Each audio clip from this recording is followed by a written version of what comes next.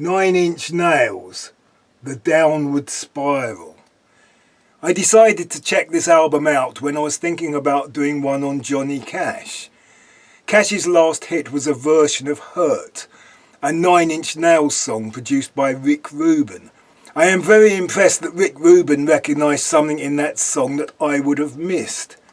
It is probably the least noisy song on the album, but to me it does sound quite U2-ish. The music of Nine Inch Nails always seemed to me to be primarily the soundtrack to some very grim videos. It always surprised me that such an arty venture became so popular. The music is challenging. It seems to be a reaction against popular music.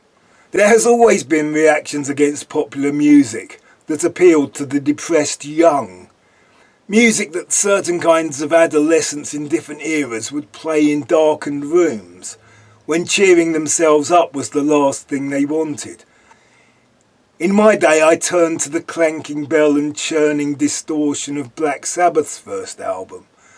The post-punk generation had Joy Division and then goth.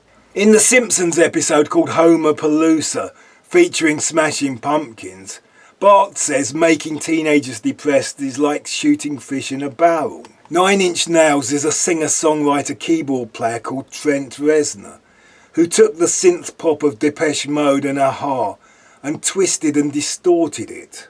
The drum machine became an industrial steam hammer and anvil chorus.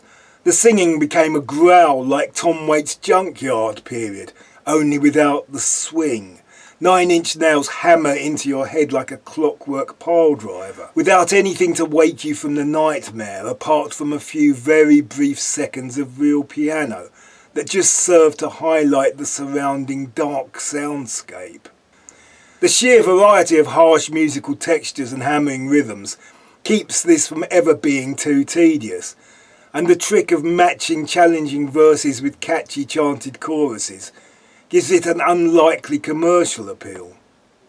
There is the occasional sequenced synth line, which is never overplayed, and some effective squealing nasty lead guitar.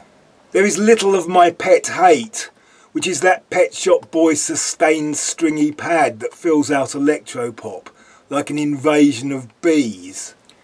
However, the more I listen to it, the more conventional it all starts to sound. I even heard acoustic guitar, but perhaps my ear had just become accustomed to the gloom. The Downward Spiral, Nine Inch Nails.